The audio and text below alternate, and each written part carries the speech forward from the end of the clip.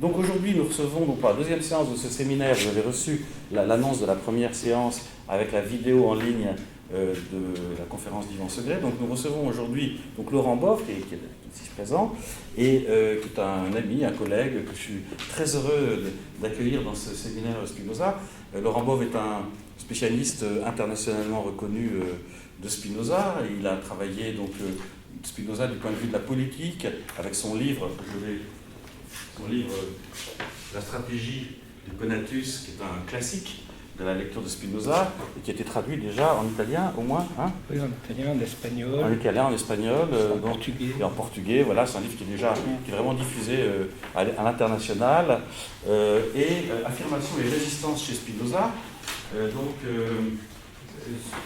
Donc la spécialité principale de Laurent Boff, c'est d'être un philosophe de la philosophie moderne, philosophie politique, philosophie éthique. Il a travaillé sur les grands moralistes, donc Vauvenargues, hein, avec une publication sur Vauvenargues de Séditieux en 2010. Il a aussi proposé une traduction du traité politique au livre de poche, qui était une réédition et reprise de l'Émile Cécé. L'Émile Cécé, voilà. Donc une traduction, là-dessus on est confrères, puisque moi-même j'ai publié une traduction du traité politique. Donc c'est ça parallèlement. On a fait ça parallèlement, tout à fait. Donc, et puis évidemment, Laurent Boff s'est intéressé donc, dans la lignée de ses intérêts que je viens d'évoquer à Albert Camus, et évidemment la raison pour laquelle il est ici aujourd'hui, même si ça n'apparaît pas sur l'affiche, c'est qu'il est l'auteur de cet ouvrage, donc Albert Camus, hein, de la transfiguration pour une expérimentation vitale de l'immanence, et qui est une lecture de Camus en général, mais bien plus évidemment, principalement de l'étranger, et c'est à ce titre-là, bien sûr, qui vient nous parler aujourd'hui de l'étranger d'Albert Camus. Et donc, je vais tout de suite donner la parole à Laurent Boff, donc pour une conférence qui s'intitule « Camus, une expérimentation vitale de l'immanence, l'étranger au risque du spinozisme ». Nous sommes évidemment très heureux de voir comment la philosophie de Spinoza peut encore servir, c'est le but même de ce séminaire, de grille d'appréciation et d'interprétation pour des œuvres contemporaines, conformément à la tradition de cette université. Laurent, c'est à toi. Bien, je te remercie beaucoup, Charles. Bon, effectivement, Charles Ramon est un grand ami et je suis très heureux d'être ici pour parler à la fois de Spinoza. Bon, je pense qu'on en parlera dans la discussion, mais essentiellement d'Albert Camus. Alors cela peut vous paraître curieux a priori, mais comme je vais vous l'expliquer, je m'intéresse depuis plusieurs années aux successeurs de Pascal, hein, c'est-à-dire finalement à une manière de lire Pascal du point de vue de l'immanence. Et il y a eu en France de grands moralistes, dont Vauvenargues, dont on a parlé tout à l'heure, et aussi Albert Camus, et l'on voit qu'une lecture immanentiste de Pascal résonne de manière assez spinoziste, voire spinozienne, et c'est ce qui m'intéresse. Alors, ce livre sur Camus porte sur l'ensemble de l'œuvre, hein, des premiers écrits jusqu'à la chute, en passant par l'homme révolté. Mais je m'en tiendrai aujourd'hui, comme l'a dit Charles, essentiellement à l'étranger, qui se trouve à une charnière théorique de l'histoire de l'œuvre d'Albert Camus. De ses premiers écrits, L'envers et l'endroit et Noces sont des écrits de 1937-1938.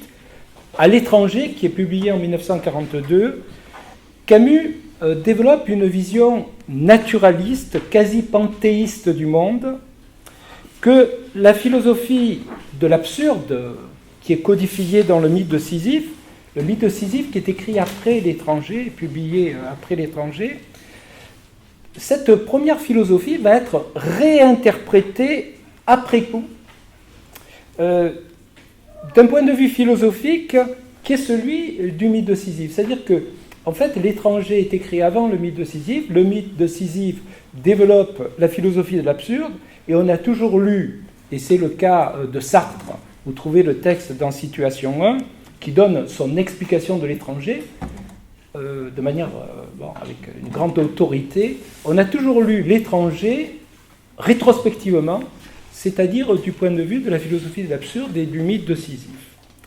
Et pourtant, le personnage de Meursault, dans l'étranger, ouvrait pratiquement, quant à lui, et d'une certaine manière, au-delà peut-être même de son auteur, une voie éthique immanentiste qui est indépendante de la philosophie de l'absurde. Alors, ceci étant dit, nous pouvons à présent en venir à ce que Camus écrivait à propos de Spinoza en 1942, c'est-à-dire l'année même de la parution de l'étranger. Camus dit ceci: on peut voir dans Spinoza le culte de ce qui est et non de ce qui veut ou doit être, la haine des valeurs en blanc et noir, de la hiérarchie morale, une certaine équivalence des vertus et des maux dans la lumière divine. Cet univers de Spinoza ne tend à rien et ne vient de rien parce qu'il est déjà accompli et qu'il l'a toujours été. Il est inhumain à souhait. C'est un monde pour le courage. C'est le monde du donner une fois pour toutes, du c'est ainsi. La nécessité y est infinie. L'originalité et le hasard y ont une part nulle. Tout y est monotone. Le texte est dans les carnets. Eh bien, sous plusieurs de ces aspects, le monde de Spinoza, tel que Camus le décrit en 1942, ressemble étrangement au monde de Meursault. Meursault, le personnage de l'étranger, pense en effet l'équivalence absolue des maux et des biens. Il pense qu'on ne change jamais de vie et qu'après tout, toutes se valent. J'avais fait ceci, je n'avais pas fait cela, je n'avais pas fait telle chose alors que j'avais fait telle autre, et après. Nous allons voir cependant que la philosophie qui est inhérente au roman de l'étranger ne se limite pas seulement à ses conséquences au premier abord mélancoliques. Face à la nécessité inéluctable du donner et de la mort, une nécessité absolue que Camus lit dans l'Éthique de Spinoza et qui est devenue pour lui celle du monde absurde et ou du monde pascalien de la seconde nature. Camus est un grand lecteur de Pascal et sans doute lit-il Pascal non pas du point de vue de la transcendance divine, mais du point de vue de l'homme de la seconde nature, c'est-à-dire du désir, de l'imagination, de la guerre et de la mort. Une nécessité que lit Camus, qui est sans principe ni fin, Spinoza le dit lui-même, de la nature, et qui est tenue pour un hasard absolu. Les choses sont ainsi, elles ne peuvent pas être autrement, et pourtant rien ne les justifie.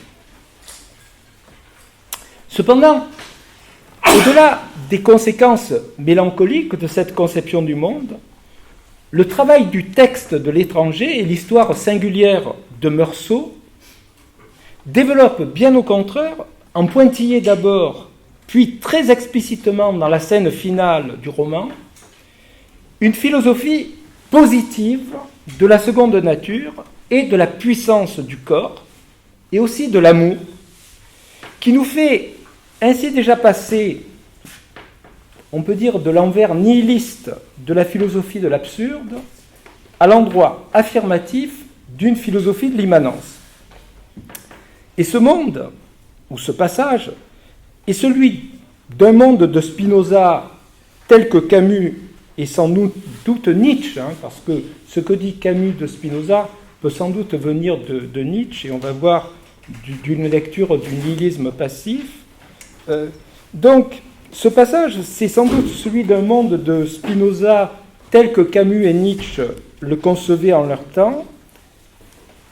Dans l'étranger, on va vers la constitution d'une sagesse positive, qu'on peut dire aussi aujourd'hui spinoziste, en ce que le personnage non seulement se libère des affects passifs, mais aussi, nous allons le voir, se libère de ce que Nietzsche lui-même appelait le nihilisme passif.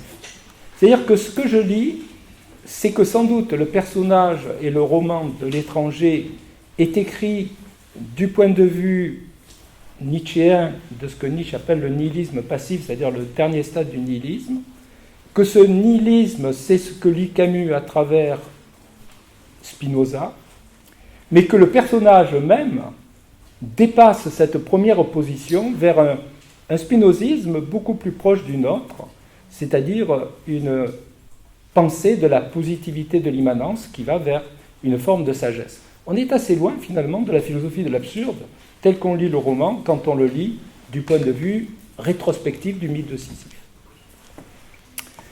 Meursault, en effet, c'est la durée concrète d'une histoire qui a certes traversé l'absurde, mais vers la constitution d'une sagesse de la plénitude qui, par-delà le divorce essentiel qui le caractérise, consent enfin à ne plus faire de l'homme, au sein de la nature, un être d'exception, c'est-à-dire un empire dans un empire, mais un être qui, avec sa conscience illusoire ou lucide, fait partie intégrante de ce monde.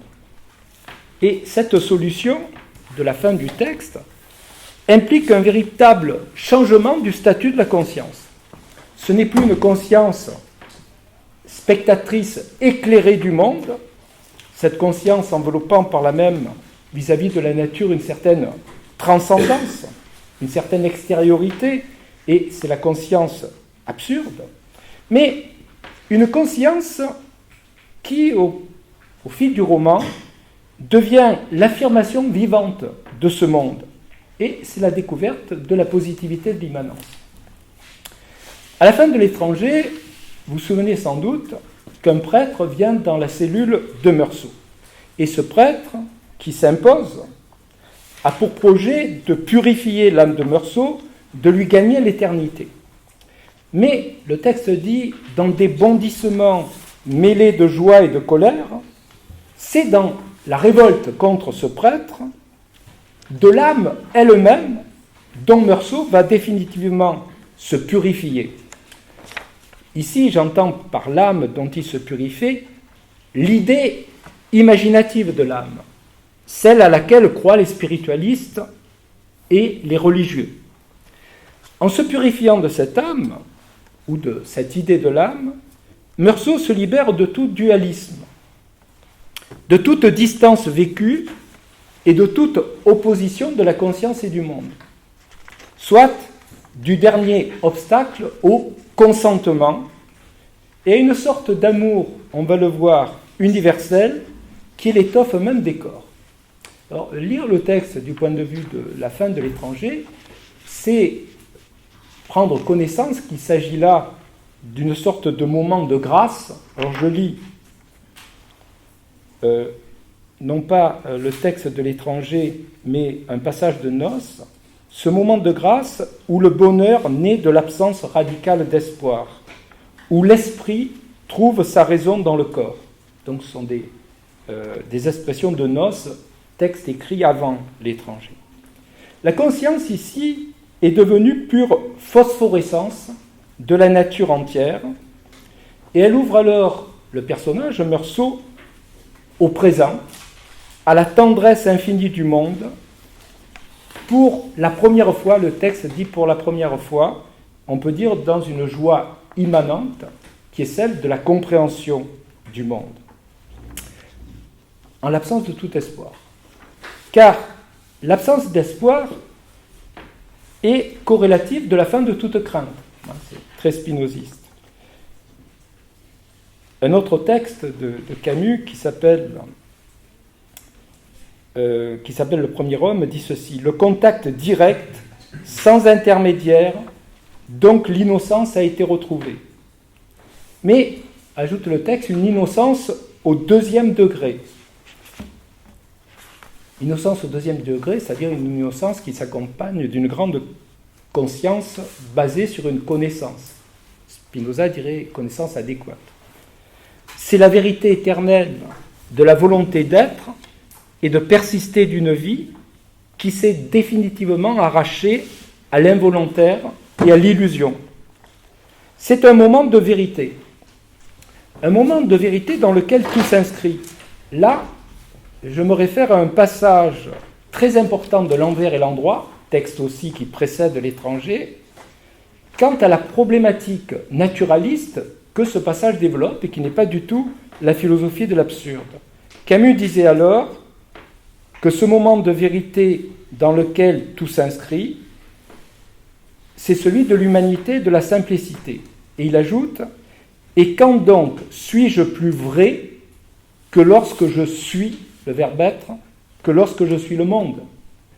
Je suis comblé avant d'avoir désiré, l'éternité est là, et moi je l'espérais.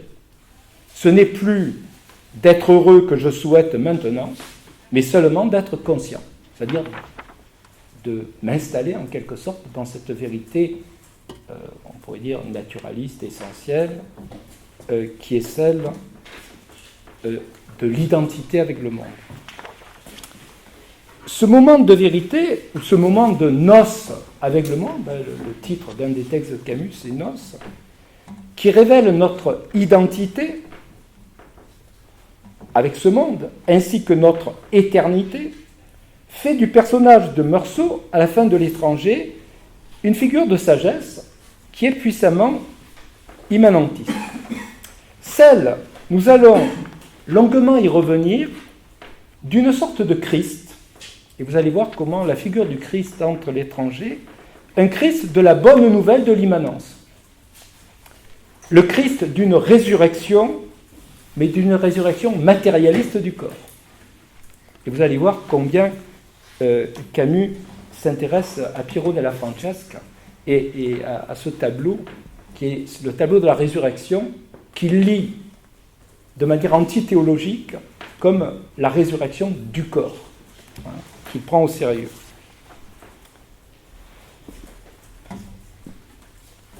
En effet,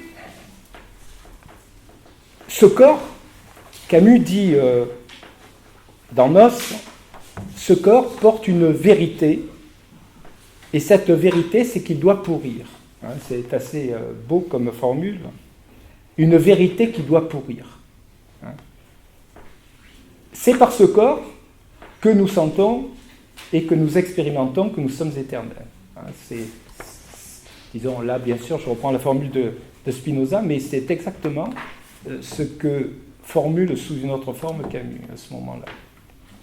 Donc la leçon philosophique finale de L'étranger dit ainsi qu'entre l'homme et le monde, il n'y a pas séparation, divorce, mais unité ontologique. Or, cette leçon n'est pas celle du mythe de Sisyphe. Dans cet ouvrage, rappelons quelque peu ce qu'est la philosophie de l'absurde, dans cet ouvrage, Camus instaure au cœur de l'homme absurde ce qu'il appelle une nostalgie d'absolu, une insatisfaction consciente, qui ne saurait être résolue ou dépassée que dans le mensonge et dans l'illusion. Camus introduisait alors, au contraire de ses premiers textes, dans le réel du désir humain, un manque à être essentiel que rien ne saurait à jamais combler. La conscience absurde devra maintenir la blessure ouverte et s'efforcer de conquérir le bonheur dans le déchirement même. L'étranger proposait, à mon sens, une autre aventure philosophique qui instaure certes le vide, le hasard et la mort au cœur même du réel, mais pour des êtres pleins qui, au fond, ne manquent de rien, sinon illusoirement. Le vide, le hasard et la mort font pleinement partie du désir lui-même ou de la vie qu'il constitue. Cette philosophie de la pure affirmation, qui est proche de l'épicurisme, instaure certes un divorce, mais c'est celui du réel et de la sagesse des corps qui l'enveloppe, donc c'est assez nietzschéen cela, un divorce avec l'imagination des hommes, avec leurs opinions vaines, avec leurs ambitions, avec leurs esprits, plutôt leurs espoirs et leurs craintes, leur amour, leur haine, leur orgueil. Enfin, on voit tout ça dans l'étranger. Non pas un divorce avec le réel, mais un divorce du réel plein, comme est le personnage de Meursault et ceux qu'il rencontre, avec l'imagination qu'on se fait sur le réel, ce qui n'est pas tout à fait la même chose, bien sûr. Après la révolte contre le prêtre, à la fin de l'étranger, le texte se clôt sur des noces avec le monde, puis sur une opposition de nature lucrétienne qui est teintée d'humour noir. Je lis le passage. « Je me suis réveillé avec des étoiles sur le visage, des bruits de campagne montaient jusqu'à moi, des odeurs de nuit, de terre et de ciel et de sel rafraîchissaient mes tempes. La merveilleuse paix de cet été endormi entrait en moi comme une marée. Devant cette nuit chargée de signes et d'étoiles, je m'ouvrais pour la première fois à la tendre indifférence du monde. De l'éprouver si pareil à moi, si fraternel enfin, j'ai senti que j'avais été heureux et que je l'étais encore. Pour que tout soit consommé, pour que je me sente moins seul, il me restait à souhaiter qu'il y ait beaucoup de spectateurs le jour de mon exécution et qu'ils m'accueillent avec des cris de haine. » À propos de cette dernière phrase, on pense en effet au début du livre 4 de Rerum Natura, où le sage épicurien, de la tranquillité philosophique de son propre rivage, ajoute à la jouissance de sa sagesse le contentement que procure la vue de la folie des hommes, ballottés par la tempête de l'imagination et des passions. Mais il ne faut pas s'y tromper, le divorce du sage avec ses semblables, qu'on pourrait croire à la fin de l'étranger, n'est pas le dernier mot de Camus, ni d'ailleurs du personnage, Meursault, ou de l'épicurisme, puisque j'ai fait référence donc au De Rerum Natura, la partie 4. Car le roman montre aussi que le chemin de la lucidité est également celui de la constitution de la communauté des hommes. Alors on va voir comment le texte peut se terminer comme cela, et pourtant le roman dit que la vérité humaine est dans la constitution de la communauté. Camus dit par ailleurs, ce sont les vraies richesses, les seules valeurs, celles de l'homme et de son silence. Et on va voir combien c'est ce chemin immanent de ce silence qui est en fait celui d'un éveil définitif aux autres et au monde qu'explique et qu'exprime le texte de l'étranger, malgré la fin avec le dernier mot de haine. Alors donc, je vais reprendre ce texte, un peu brièvement, mais quand même dans ces grands passages. Camus comme Meursault ont eu les mêmes initiatrices, c'est-à-dire la même pauvreté, la pauvreté va jouer un rôle essentiel, la même mer et la même terre. La terre, c'est l'Algérie. La pauvreté, donc les leçons qu'il tire de cela, elle décape de toute illusion.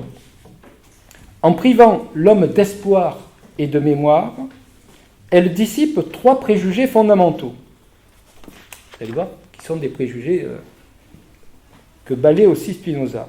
Celui de la liberté.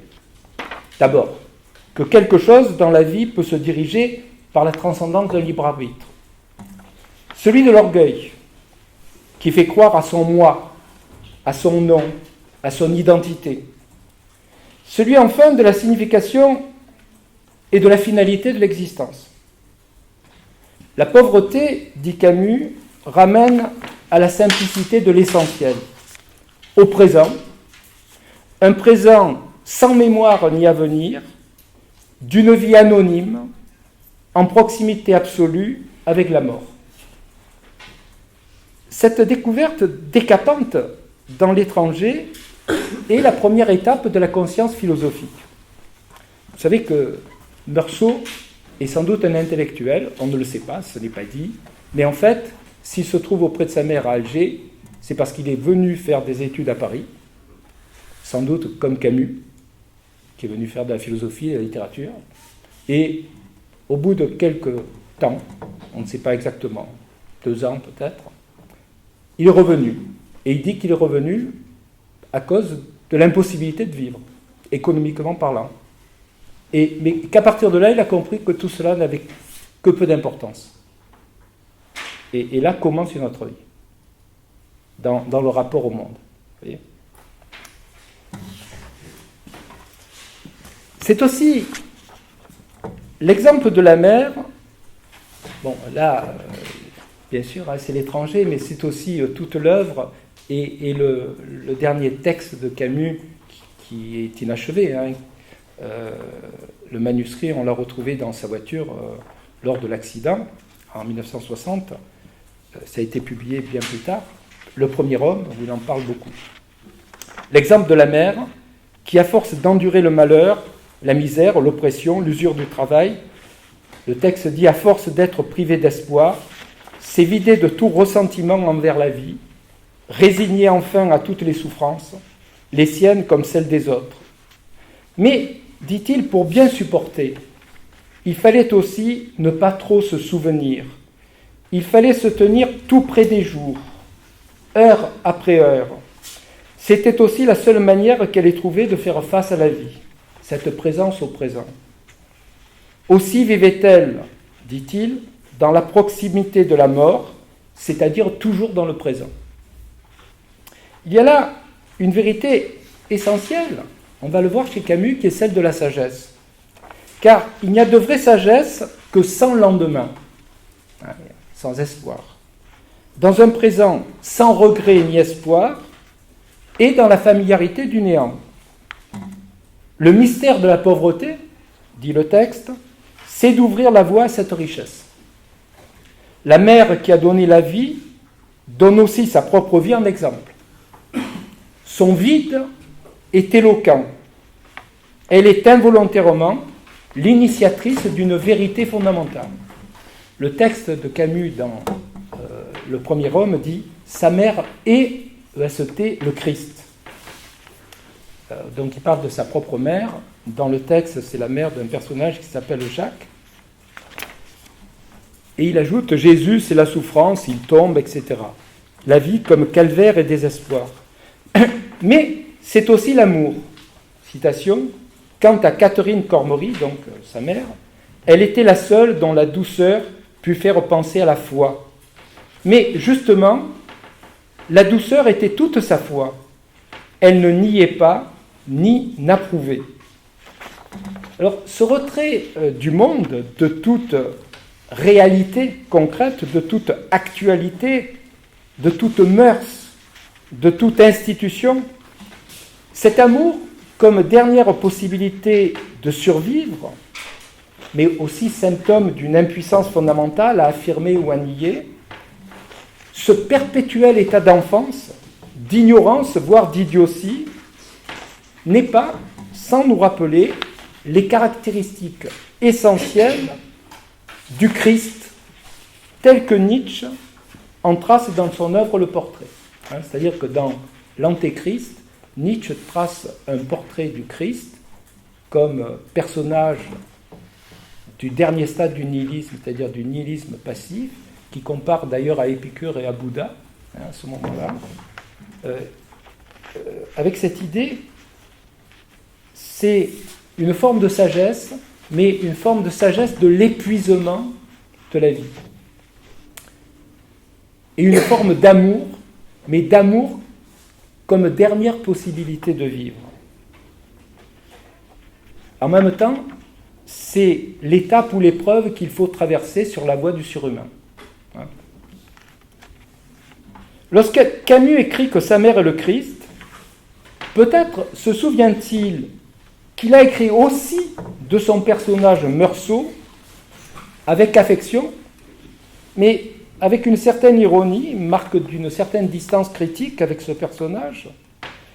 Il a écrit dans la préface de l'édition américaine de 1955 que Meursault était le seul Christ que nous méritions.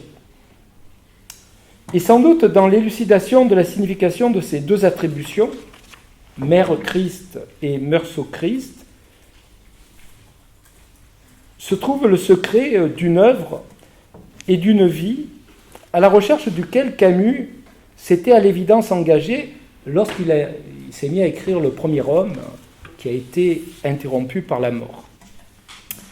Alors, je reviens sur la figure du Christ qui hante l'étranger, parce qu'elle va nous conduire, vous allez le voir, du Christ de Nietzsche au Christ de Spinoza. Cette figure du Christ qui hante l'étranger, Camus en multiplie son sens. Alors le Nietzsche de l'Antéchrist nourrit le texte de ses significations. Alors Antéchrist, c'est la dénomination, si vous vous souvenez, que reprend ironiquement et symptomatiquement, à l'adresse de Meursault, le juge d'instruction, à la fin de chacun de ses interrogatoires. C'est fini pour aujourd'hui, monsieur l'Antéchrist. Chaque fois, il lui dit ça. Cette appellation n'a pas, bien sûr, le même sens pour le juge et pour l'auteur, c'est-à-dire Camus. Pour le juge, anté, de antéchrist, signifie antichrist. Et l'expression johannique de l'Apocalypse dit l'indifférence et l'insensibilité de Meursault, c'est-à-dire l'endurcissement du cœur, face à l'image paradigmatique de la douleur rédemptrice qu'exprime le crucifix que le juge brandit avec véhémence devant les yeux du pécheur. Je cite, « Moi, je suis chrétien, dit le juge, je demande pardon de tes fautes à celui-là. » Il brandit le Christ. Comment peux-tu ne pas croire qu'il a souffert pour toi ? Alors, face à la harangue du théologien juge sur le sacrifice de l'innocent pour les fautes du coupable, Camus, et je pense qu'il suit Nietzsche en ce sens, décrit à travers Meursault un Christ ou un antéchrist d'un tout autre type. Un Christ d'avant la théologie chrétienne, d'avant l'invention de la faute, d'avant l'invention du péché, du sacrifice et du rachat. Un Christ essentiellement innocent, en communion immédiate avec Dieu, dans une expérience vécue d'une béatitude qui n'est pas le privilège d'un seul ou de quelques-uns, mais qui peut être partagée par tous. Je cite le texte de Nietzsche, « En tant que vie dans l'amour sans réticence ni exclusive, sans distance ni résistance. » C'est-à-dire, c'est l'aphorisme 29 de Nietzsche qui décrit parfaitement le personnage de Meursault. Alors Meursault, à l'exemple de sa mère, à l'exemple de ce Christ qu'elle est aussi et que Nietzsche décrit, Meursault non plus ne résiste pas, il ne défend pas son droit, il ne fait pas un geste pour détourner de lui l'extrême, bien mieux il le provoque. C'est Nietzsche qui écrit, aphorisme 35. Ça décrit exactement la scène de Meursault pendant tout le procès. Et cette négation n'est pas un abandon, c'est un choix. Alors je dirais que dans un schéma historique essentiellement nietzschéen, Meursault exprimerait donc d'abord dans l'identité à sa mère ce type du dernier homme, non pas le premier homme, mais le dernier homme, celui pour qui, je cite toujours Nietzsche, tout est vide, tout est égal, tout est révolu. Donc c'est le stade du nihilisme passif, c'est-à-dire le point zéro d'épuisement d'une culture ou d'une imagination, mais c'est aussi, je l'ai dit, le point d'appui d'un possible rebondissement. Le dernier homme prépare une renaissance. Et c'est le parcours de l'étranger. Le dernier homme prépare une renaissance. Et en effet, ce qui, dans l'étranger, différencie déjà fondamentalement Meursault du Christ de Nietzsche. Maintenant, les différences. Qu'est-ce qui différencie Meursault du Christ de Nietzsche ? D'abord, le sens de la béatitude et par là même de la réalité ou de la vérité à laquelle il accède. En effet, pour le Christ de Nietzsche, cette vérité est celle du monde intérieur. Nietzsche dit un monde qui n'est plus en contact avec aucune réalité. Le royaume de Dieu est en vous, écrit Nietzsche. Et ceci, poursuit-il, est le symptôme d'une incapacité, d'une impuissance à toucher le réel. C'est le symptôme d'une haine d'instinct pour la réalité.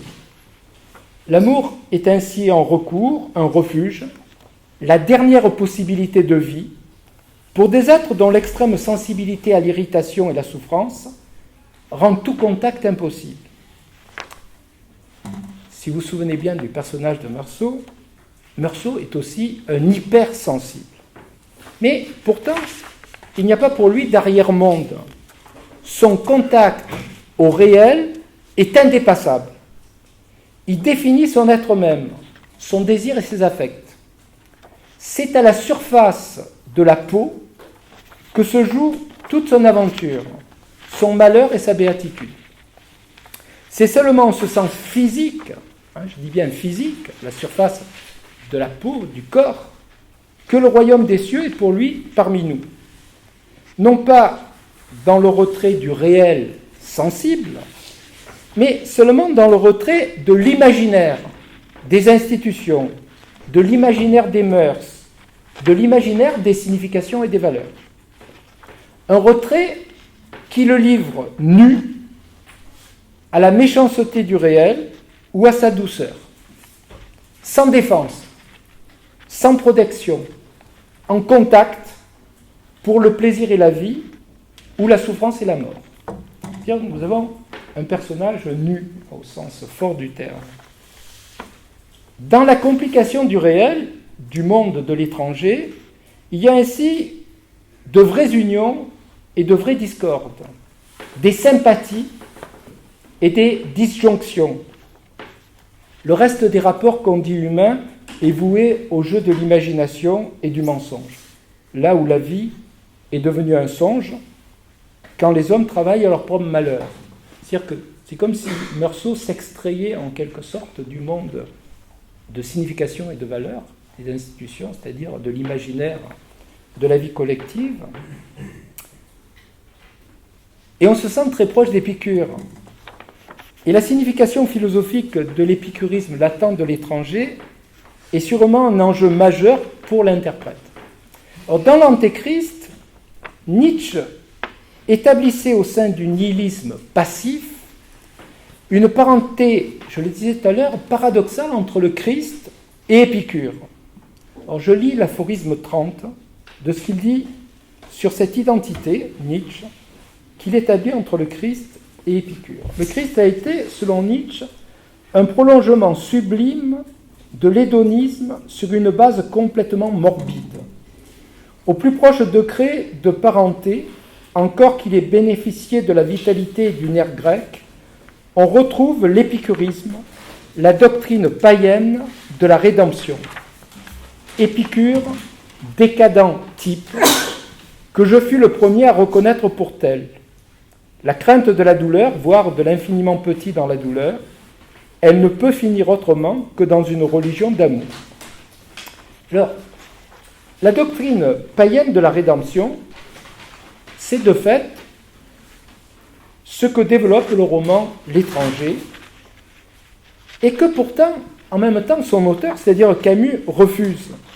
Car cette rédemption n'est à ses yeux que l'autre face, l'autre est la même, d'une rédemption religieuse, chrétienne, du saut hors de l'absurde que le prêtre vient proposer à Meursault dans sa prison. Vous savez, Camus est venu à Paris, il a fréquenté le milieu intellectuel, et je pense qu'il a été assez fasciné par Sartre, l'intelligentsia parisienne, qui s'est mise, comme je l'ai dit tout à l'heure, à interpréter son œuvre. Et donc, je pense qu'il y a une fragilité chez Camus de ne pas tenir en quelque sorte la puissance de son œuvre et, dans la reconnaissance, de céder d'une certaine manière à l'interprétation qu'en donne Sartre lui-même, qui est devenu pendant une période son ami. Ce qui fait que, d'une certaine manière, il il a lui-même réinterprété son œuvre et ses premiers écrits à la lumière de ce qu'il avait écrit par la suite, c'est-à-dire le mythe de Sisyphe et la philosophie de l'absurde. En même temps, c'était refusé, c'est-à-dire à partir du moment où il refuse, on peut dire ce qui se passe réellement dans ce roman, c'est-à-dire un procès de sagesse, il refuse le rejet, la positivité d'une sagesse matérialiste et immanentiste de type épicurien. En fait, c'est ce que réalise son personnage. Je vous lis ce qu'il dit dans le mythe de Sisyphe, et justement où il prend sa distance avec le naturalisme de ses écrits antérieurs. Il dit « Si j'étais arbre parmi les arbres, chat parmi les animaux, cette vie aurait un sens, ou plutôt ce problème n'en aurait point, car je ferais partie de ce monde.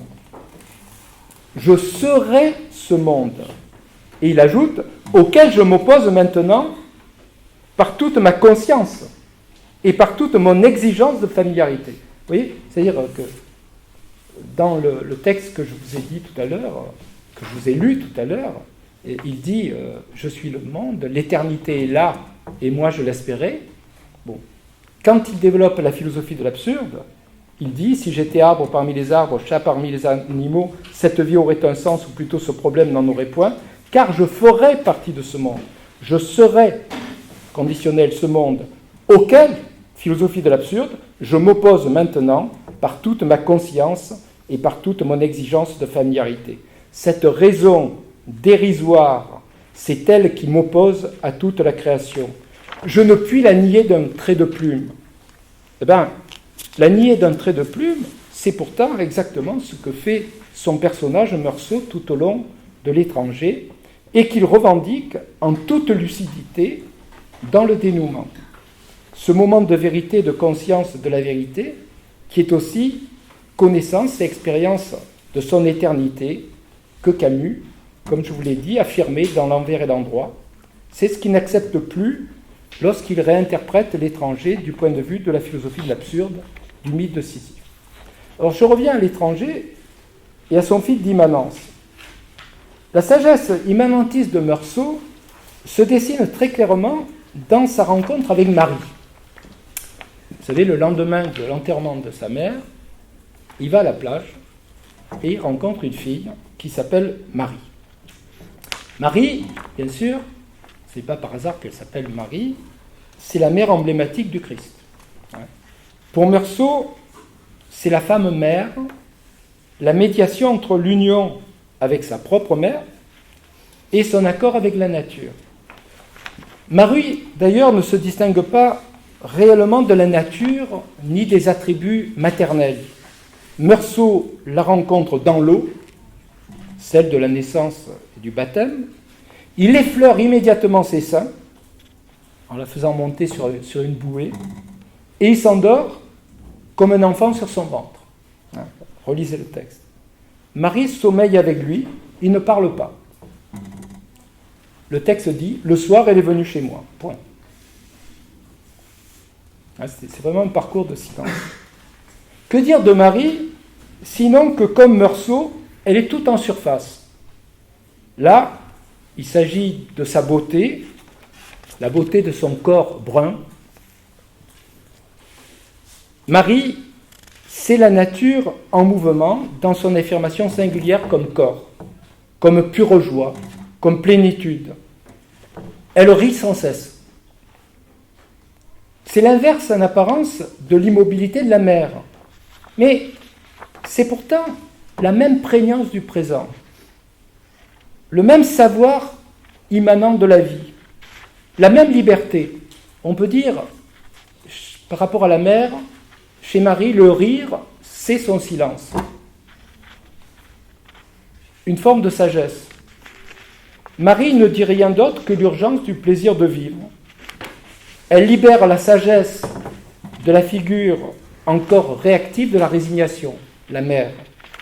Et c'est avec ses désirs, ses rires, ses mouvements fugitifs du visage, que Meursault s'unit avec Marie, sa mère, la nature, en deçà du moi, dans l'immanence des purs affects. Alors cette union atteint son point sublime durant la matinée du dimanche, le fameux dimanche qui va se conclure par le crime. Dans la matinée du dimanche, donc il est à la plage avec Marie et avec des amis, et le texte a ici plus qu'ailleurs encore la simplicité d'un système. Union tout d'abord avec les 4 éléments. L'eau était froide et j'étais content de nager. L'air, je suis entré en nageant régulièrement et en respirant bien. La terre, j'ai mis ma figure dans le sable. Je lui ai dit que c'était bon. Le feu, j'étais occupé à éprouver que le soleil me faisait du bien. Puis, union avec Marie, donc union avec les 4 éléments et avec Marie. Dans l'eau, tout d'abord, selon un même corps, le texte. Avec Marie, nous nous sommes éloignés et nous nous sentions d'accord dans nos gestes et dans notre contentement. Marie a voulu que nous nagions ensemble. Je me suis mis derrière elle pour la prendre par la taille et elle avançait à la force des bras pendant que je l'aidais en battant des pieds. Puis union sur le sable. Marie s'est allongée flanc à flanc avec moi et les 2 chaleurs de son corps et du soleil, m'ont un peu endormi. Alors Marie lui fera remarquer qu'il ne l'a pas embrassée depuis le matin. Là où Meursault vit la béatitude et la symbiose, les signes d'amour, le désir même de s'unir à l'autre davantage, par exemple dans un baiser, n'ont en réalité, ontologiquement parlant, plus de place. Les structures du moi et d'autrui se sont dissoutes. Marie n'est plus objet de désir. Marie n'est plus objet de désir parce qu'il n'y a plus d'objet. C'est ça la communion. Dans cette jouissance illimitée de l'être, il n'y a plus rien à dire, il n'y a plus rien à montrer, à prouver ou même à désirer. Désirer au sens du manque. Cette plénitude se vit dans une douce somnolence. C'est le sommeil comblé du nourrisson. Meursault dit de lui qu'avant l'histoire qui lui arrive et le meurtre, il vivait ses nuits dans un sommeil léger sans rêve. Sans rêve. C'est assez intéressant, c'est-à-dire au degré zéro de l'imaginaire, dans le contact immédiat au réel. Donc ce contact direct au monde est un moment d'innocence, ici une innocence au premier degré, qui pareillement peut se renverser en moment de cruauté, et naturellement, le moment du crime qui va suivre sera aussi celui d'un contact direct avec les éléments, aussi innocent. Donc on peut dire que pour le meilleur ou le pire, le plus grand plaisir ou l'extrême douleur, démunis de la cuirasse de nos illusions, c'est-à-dire de notre rapport imaginaire au monde, Meursault vit totalement exposé à la tendresse ou à la fureur du réel.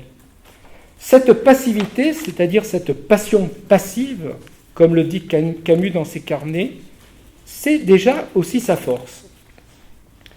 Meursault est avec Marie, ou la nature comme l'enfant avec sa mère, totalement disponible à sa chaleur, à son amour, mais par lui-même passif. De la mère nature lui vient tout son contentement. C'est par elle qu'il entre en accord avec elle, comme en accord avec lui-même. Entre l'union de la plage, la matinée, et celle de la prison, la fin du livre, il y a ainsi à la fois continuité et rupture. Continuité dans l'innocence et la jouissance du rapport au monde et à soi-même, mais rupture, puisque le personnage va passer du passif à l'actif, de l'affect joyeux passif à un affect actif, celui de la fin du roman, qui est une forme de béatitude. Car par la connaissance, l'innocence est devenue autonomie. Certes, la joie passive de Meursault suppose elle-même l'activité d'une affirmation qui est celle de la sagesse spontanée du corps au présent, quand il est libre de tout espoir. Car en lui-même, précise Camus, le corps ignore l'espoir. C'est intéressant, on peut trouver des choses très semblables chez Spinoza. Le corps ignore l'espoir. Mais cette activité anonyme et sans fin de notre persévérance est livrée aux circonstances extérieures qui font et défont à leur gré notre accord aux autres, au monde et à nous-mêmes. Alors, dans la prison, c'est du point de vue de sa propre force, de sa propre lucidité, que Meursault éprouve son accord essentiel avec lui-même comme avec le monde. La sagesse spontanée du corps est devenue celle d'une connaissance qu'on peut dire adéquate. Toute la joie silencieuse et sereine de Meursault dans sa prison est là. Son bonheur qu'il revendique face à la mort lui appartient. Et il est irréversible. Selon un amour qui est si puissant et lucide de la vie, qu'il le rend aussi capable de dire oui à la mort, mais sans que ce oui ne soit en aucun cas l'expression d'un désir de mourir, mais au contraire le consentement au monde le plus heureux, le plus tendre et le plus humain. Je voudrais avancer avec Spinoza deux concepts pour désigner les affects de joie et de tristesse qui sont éprouvés dans la passivité. L'allégresse, hilaritas, et la mélancolie. Ces affects, chez Spinoza, ne sont pas ceux d'un sujet, mais ceux des affects qui sont partagés par les parties d'un même corps, dit Spinoza, lorsqu'elles sont affectées à égalité d'une même joie, c'est l'hilaritas ou l'allégresse, ou inversement, lorsqu'elles sont affectées d'une même tristesse. Et c'est la mélancolie, l'affect inverse, soit une tristesse partagée à égalité par toutes les parties d'un même corps. Cette tristesse radicale qui conduit au suicide, c'est l'affect qui traverse Meursault au moment du crime. Alors pourquoi nous pouvons parler ici de suicide ? C'est au sens où Spinoza écrit dans le Scoli de la proposition 20 d'éthique 4 qu'un suicide peut se concevoir de bien des manières. L'une d'elles, par exemple, dit-il, c'est qu'un homme peut se tuer contraint par un autre ou par une configuration cachée des causes extérieures qui, je cite, lui retourne la main, muni par hasard d'un couteau, ou dans ce cas d'un revolver, et le contraint à diriger cette arme vers son propre cœur. Et vous savez que dans l'étranger, Meursault se trouve avec un revolver à la main, non pas pour tuer, mais parce que dans la séquence précédente, il avait subtilement arraché le revolver à son ami Raymond, qui voulait, lui, tuer l'arabe. Et quand il retourne sur la plage, et il y a toute la séquence des causes extérieures, c'est-à-dire d'un monde qui conspire à un moment donné contre lui, l'arabe qu'il re-rencontre par hasard sort un couteau, le couteau est mis dans le soleil, la lame vient le frapper sur le visage, et il se contracte sur le revolver qu'il a dans la poche, et il y a écrit. Mais il n'y a même pas écrit qu'il sorte le revolver, hein. Il y a simplement écrit qu'il se contracte sur la crosse du revolver. Donc là, il y a le crime. Et bon, on va voir. Il y a le crime, donc il y a un premier coup, et ensuite il va tirer 4 coups de revolver sur le cadavre. On va voir pourquoi et comment. Dans l'étranger, le meurtre de Meursault donc, est une forme de suicide, et les deux situations rencontrées la même journée, c'est-à-dire d'hilaritas le matin et de mélancolie l'après-midi, sont affectivement inverses, bien sûr, mais pourtant ce sont les mêmes, exactement les mêmes, si l'on considère la passion passive du personnage. C'est-à-dire, le matin, la nature conspire à la béatitude, l'après-midi, la nature conspire au meurtre, au crime et au suicide. La seconde situation qui aboutit au crime ou au suicide est seulement après coup voulu en toute lucidité par le personnage. Alors vous savez qu'il tire ensuite 4 coups de revolver sur le cadavre d'un homme, d'abord victime, comme Meursault, du pur hasard ou de la nécessité extrinsèque et infinie qui a engendré la mélancolie au sens spinoziste. C'est-à-dire que donc, par les 4 coups conscients, c'est-à-dire on passe du coup de revolver, qui est celui de la conspiration de la nature, à 4 coups conscients, Meursault veut ce qui est. C'est très nietzschéen, là c'est l'amor fati. À ce moment-là, il incarne le monde, dans et par sa pure passion d'amour de vivre, c'est-à-dire qu'il incarne le vide, le hasard et la mort, qu'il est aussi, et il veut lucidement, fugitivement sans doute, mais de manière fulgurante, son destin d'homme, d'un homme qui vit pleinement dans la vérité, et par la vérité de ce qui est, c'est-à-dire qu'il vit une passion, celle d'un nouveau Christ, qui est le Christ de l'immanence, de la seconde nature. On peut dire que Camus suit, en fait, dans, me semble-t-il, la construction de son roman, suit Pascal, dans sa logique de conversion, mais c'est pour retrouver l'innocence inhérente à une seconde nature. Quelle est l'innocence inhérente à une seconde nature? C'est le vide, le hasard et la mort, qui est son plan d'immanence radicale. Mais, on va le voir, c'est aussi retrouver une forme d'amour en deçà des illusions du sujet, de l'ego et du monde des objets.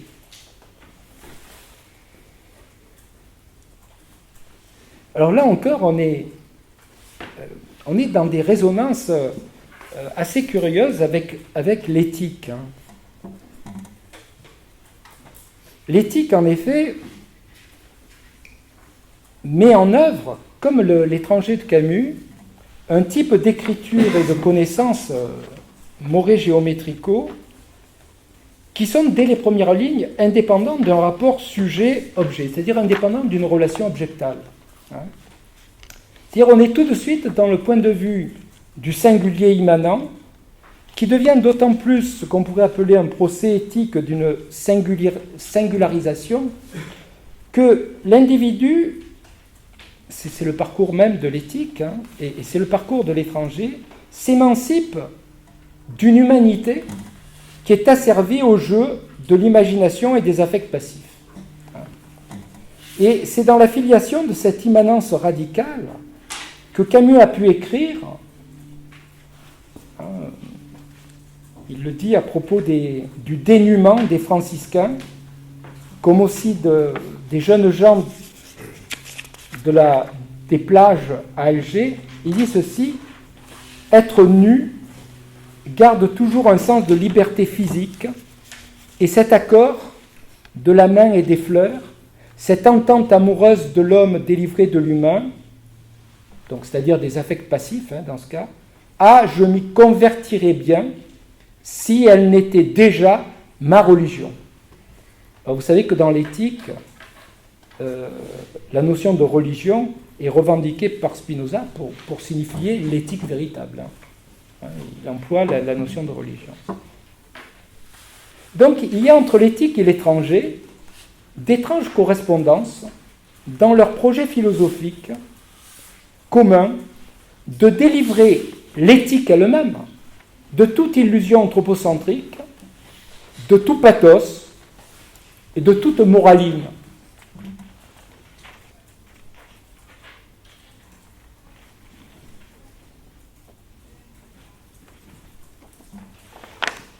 Dernier point de cet exposé, c'est que l'étranger a été écrit du point de vue d'une pensée philosophique que Camus, en 1937-38, lisait, quant à lui, dans les tableaux de la Renaissance italienne.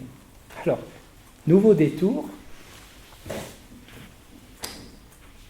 Camus découvre en Toscane les peintures de Giotto et de Piero della Francesca. Et on va voir que, par ce biais aussi, l'étranger est étrangement proche de l'éthique de Spinoza et Meursault du Christ philosophe de Spinoza. Alors pour sentir penser ces mystérieuses correspondances,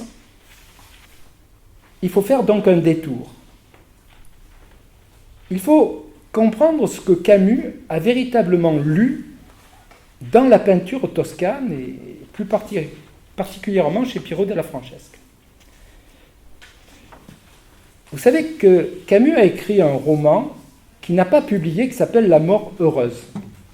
Ce roman est un creuset d'où va surgir l'étranger. C'est alors qu'il écrit ce texte de La mort heureuse qui nous raconte qu'il découvre en Toscane les visages des personnages de Giotto et de Piero della Francesca. Ce sont, dit-il, les vrais visages qui quotidiennement nous entourent et qu'en vérité nous ne voyons pas, dit-il. Des visages de témoins, des témoins d'une vie sans espoir ni consolation.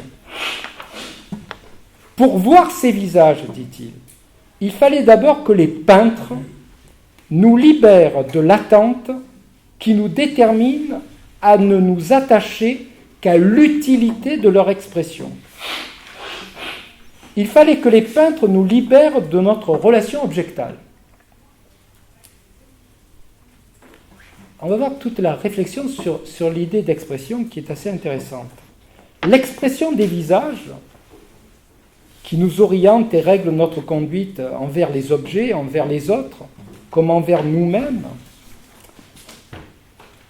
L'expression des visages contrarie la vie, pense Camus, et fausse la vérité effective des choses et notre rapport à la vérité.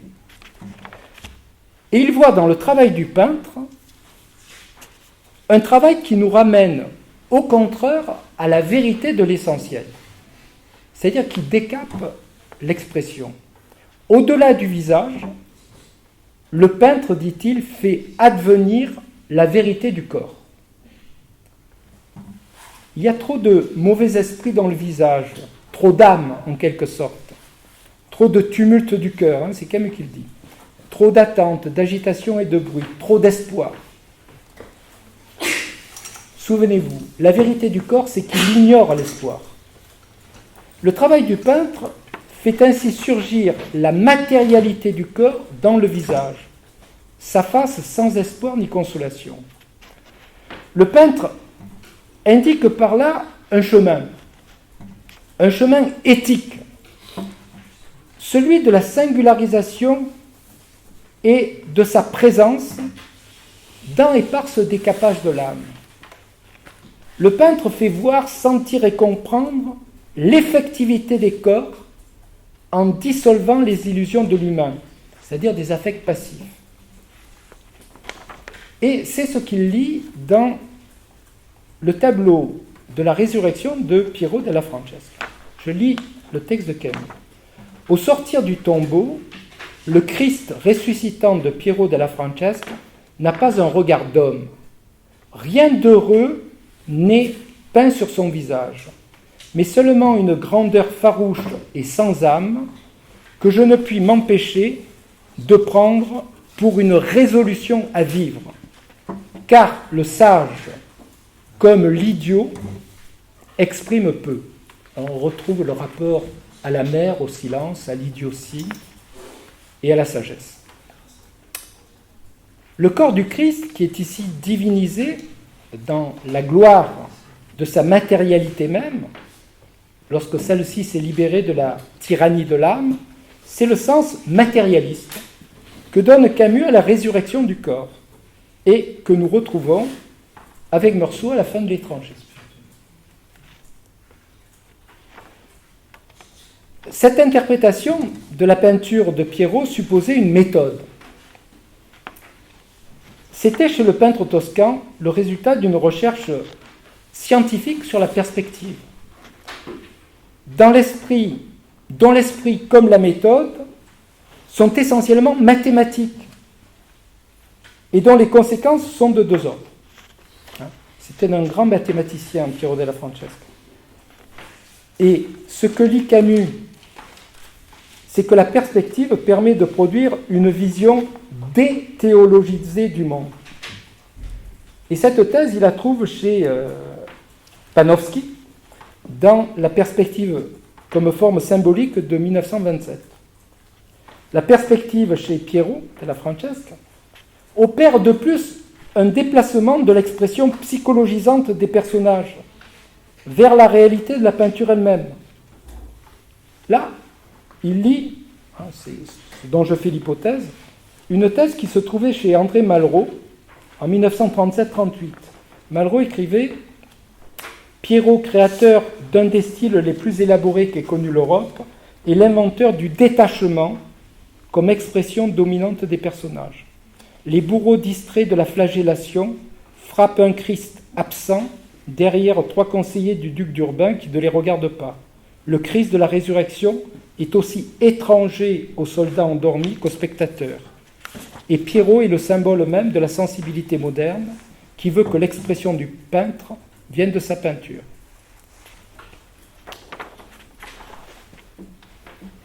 Le rapport à la peinture, c'est un rapport philosophique. Un rapport philosophique à ce que fait la perspective et ce que fait la géométrisation du monde, déthéologiser et détacher des affects passifs. C'est-à-dire, on retrouve le mot géométrico-spinoziste. Je pense que Camus a rencontré et intégré les deux leçons magistrales de Panofsky et de Malraux en s'interrogeant sur leur opérativité dans la construction d'un roman philosophique. Un roman matérialiste et antithéologique de l'avènement du corps. Vous savez que Camus a écrit « Si tu veux être philosophe, écris des romans ». On peut dire que le problème que s'est sans doute posé Camus face au tableau de la Renaissance italienne, mais aussi dans sa lecture des critiques et des théoriciens de l'art, c'est celui d'une méthode d'écriture qui puisse, pour son propre temps, développer la même puissance philosophique, cathartique, antithéologique et antipsychologisante que la perspective de Piero della Francesca au Quattrocento. Dit autrement, sa question est comment peindre en écrivain philosophe. Donc, comment peindre à la manière de Piero della Francesca? Peintre parmi les peintres, il dit romancier des corps. Vous savez que la méthode qui va être retenue, parce que Camus n'a pas utilisé la même méthode d'écriture dans tous ses romans, mais dans L'étranger, il a choisi ce qu'on appelle la méthode américaine. Steinbeck, Hemingway, c'est-à-dire que ce sont ses modèles.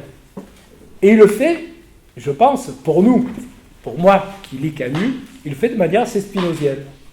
Parce qu'il voit dans cette méthode quelque chose qui est l'ordre corrélatif de ce qu'il lit dans la perspective de Piero della Francesca, on l'a vu, c'est-à-dire une sorte de more géométrico qui décape les affects de leur passivité et qui décape de toute vision théologique du monde et qui nous donne à lire une éthique de l'avènement du corps, de la résurrection.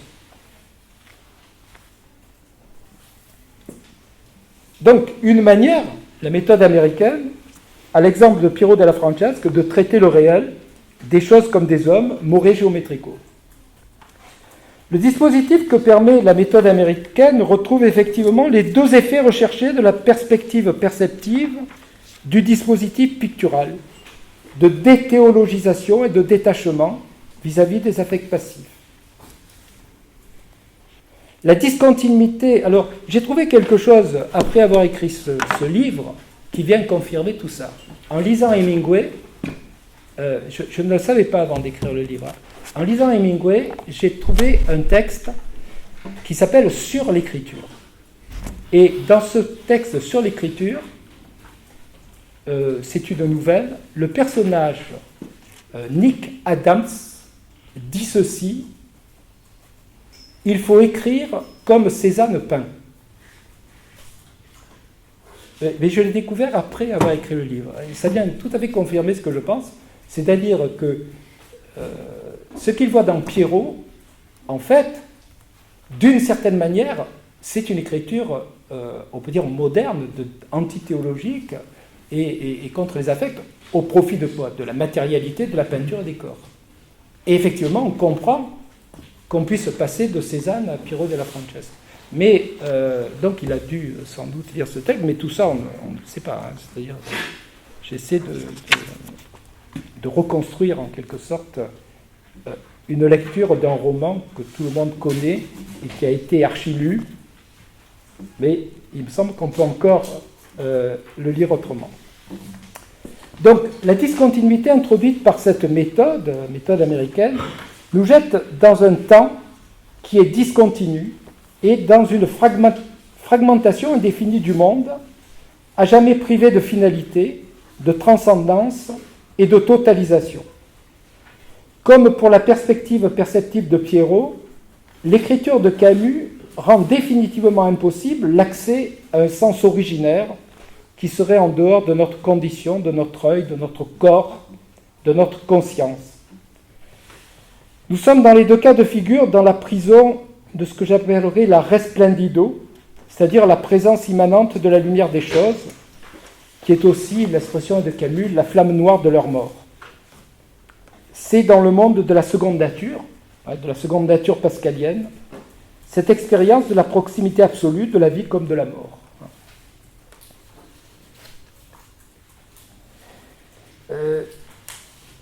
Il y a un critique d'art très grand qui s'appelle André Chastel qui parle de la cage lumineuse des tableaux de Piero della Francesca. Il ajoute « où l'humanité ne peut pas errer », ce qui est très beau. Et Camus, lui, parle de cage splendide, que ce monde pourrait être si les hommes avaient la sagesse de s'efforcer de devenir ce qu'ils sont en vérité, c'est-à-dire des corps puissants et mortels, capables de sentir et de connaître au présent leur éternité. Ce dispositif ouvrait ainsi une voie éthique qui n'est pas celle de la philosophie de l'absurde, mais plutôt la voie d'une entente amoureuse des corps, une entente qu'on pourrait dire épicurienne ou spinoziste, dans le contentement, le consentement d'une véritable acquiescentia in se ipso. Donc c'était pensé pour Camus du point de vue de la puissance, totalement affirmée ou ressuscitée, comme chez Pierrot, puissance d'une sagesse immanente d'un corps mortel qui, les yeux ouverts sur sa propre mort, vit de son éternité singulière. Et c'est ce que réalise le personnage de l'étranger de Meursault. Bon, on peut dire que alors que le mythe de Sisyphe enseigne le divorce définitif avec le monde, l'étranger se clôt seulement sur le divorce avec la triste imagination des hommes, c'est-à-dire celle que suscitent les affects passifs, et sur fond de communion fraternelle avec la nature, dans et par la résurrection des corps. Et c'est en ce sens que nous pouvons tenir l'aventure singulière de Meursault, qui est décrite dans ce roman, pour un des chemins par lequel se constitue et se dit une forme de sagesse immanente, dont Spinoza a quant à lui exploré la voie conceptuelle dans l'éthique, et que Camus pouvait lire aussi dans l'œuvre picturale et magnifique de Piero della Francesca. Je souhaite terminer cette communication en évoquant le très bel article que Gilles Deleuze a donné en 1967 sur le livre de Michel Tournier, Vendredi ou les lames du Pacifique. Dans cette étude intitulée Michel Tournier et le monde sans autrui, monde sans autrui qui est aussi celui de Camus, Deleuze conclut son analyse par la constatation suivante. Le roman de Tournier, qui fait le récit de l'avènement de la sagesse solaire de Robinson, comme vous le savez, le roman de Tournier, dit Deleuze, développe un étrange spinozisme. Permettez-moi, en rendant hommage ici à Gilles Deleuze, qui a longtemps enseigné à Vincennes, de dire d'eux-mêmes du roman de Camus. Il y a en effet dans la forme de vie de Meursault, comme dans la forme d'écriture de l'étranger, un étrange spinozisme. Je vous remercie.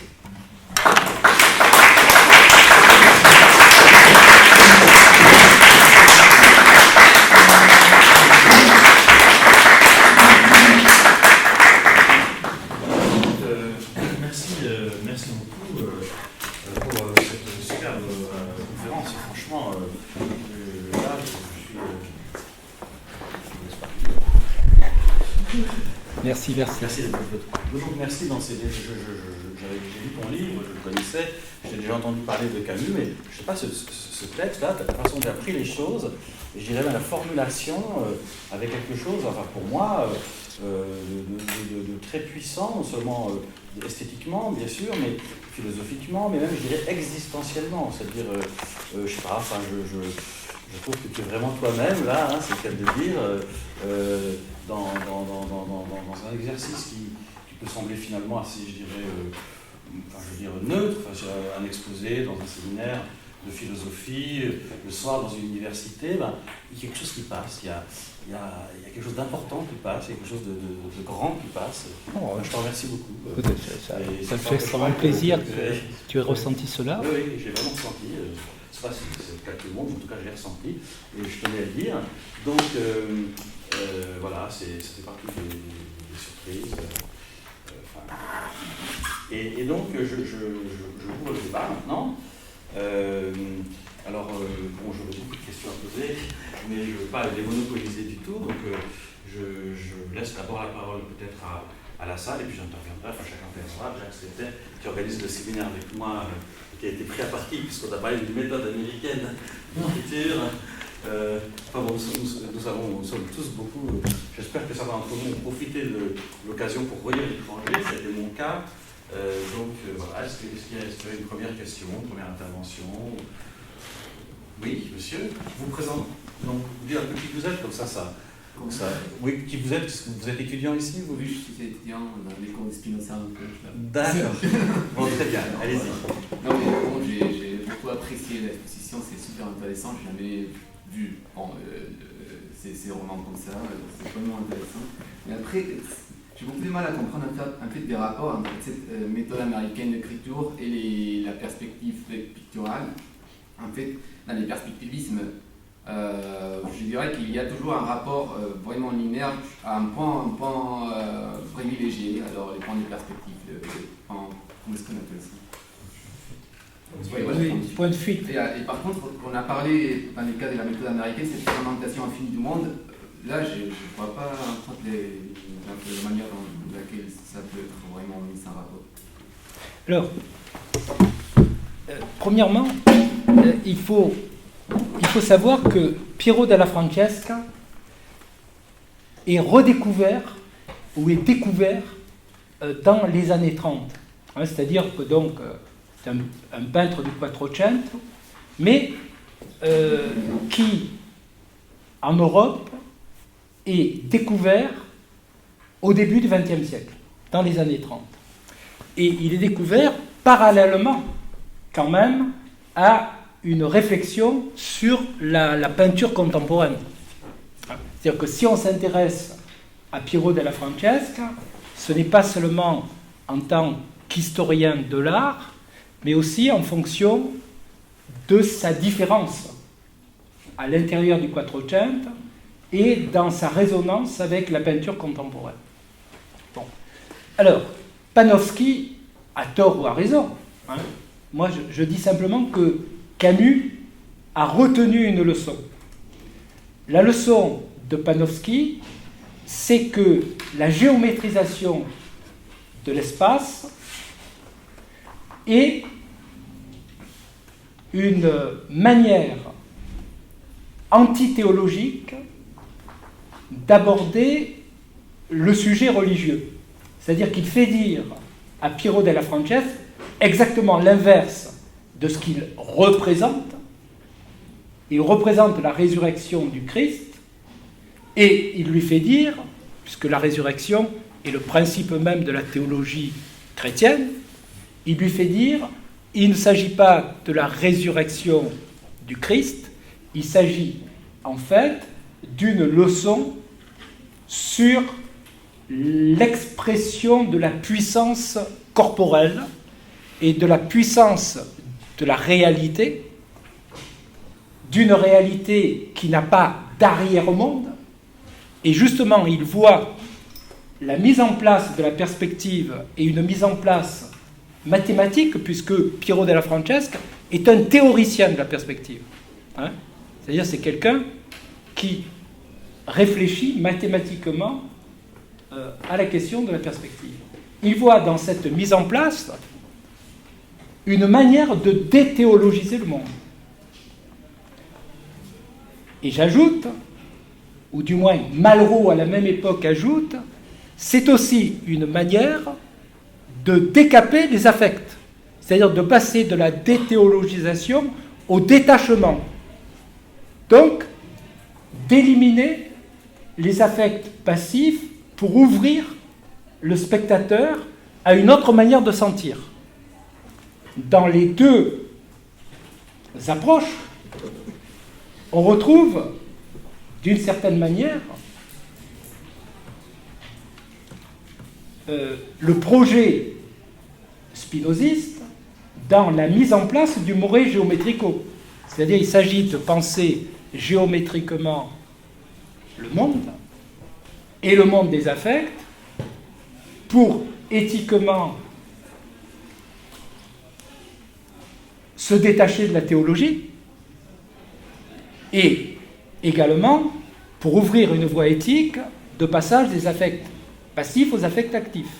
C'est-à-dire qu'on trouve le projet de manière équivalente. Alors, on peut discuter sur la nature de la perspective.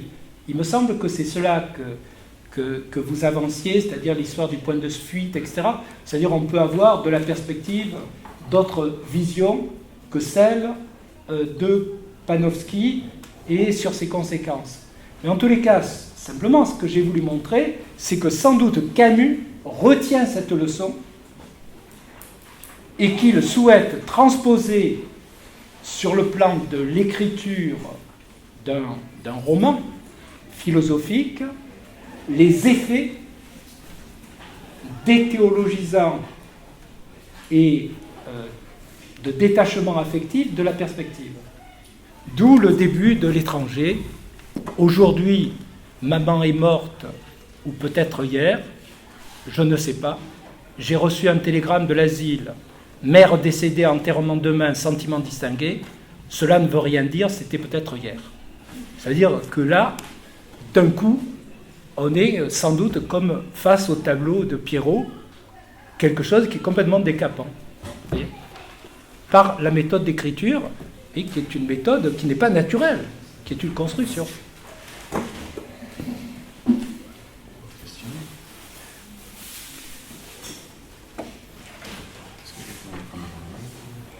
Monsieur Bourdin. Alors moi je ne suis pas comme Meursault, j'en veux toujours davantage. Et j'aimerais vous demander donner un avant-goût de ce que pourrait être la chute au risque du spinozisme. Alors, si vous avez dit que vous voyez dans votre travail l'ensemble en fait de l'œuvre de... Nous avons l'an passé déjà un peu discuté de la question de ce texte, La chute, dans l'œuvre de Camus, puisque, enfin, je dis, nous en avons discuté avec Charles, qui me rappelait la manière dont René Girard relit l'ensemble de l'œuvre de Camus à la lumière de La chute et relit particulièrement L'étranger.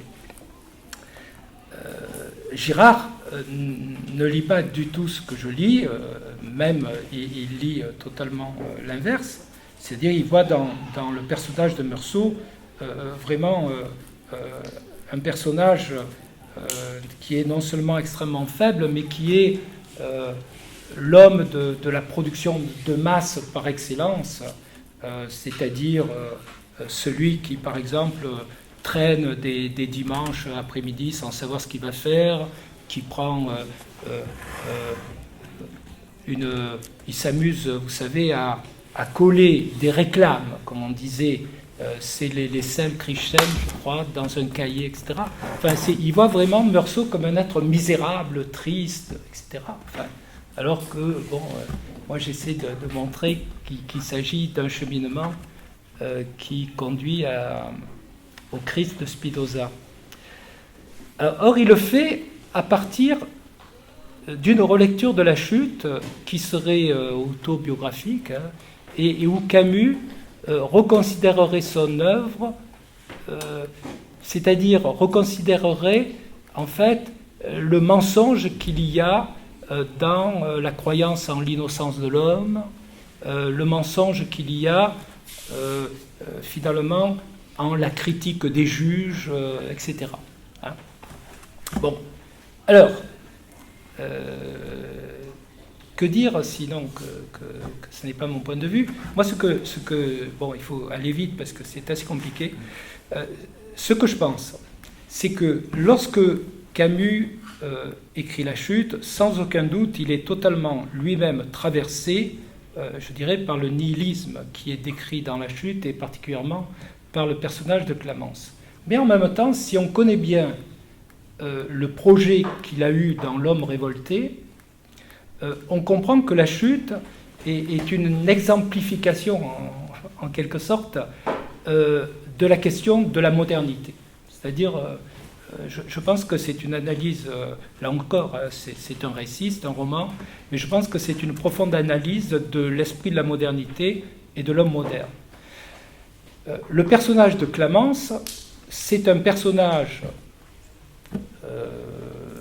de prophète, ancien avocat parisien, qui a joué et jouit de son rôle d'avocat dans la société parisienne, jusqu'au moment où, en passant sur le pont des Arts, il entend un grand rire derrière lui.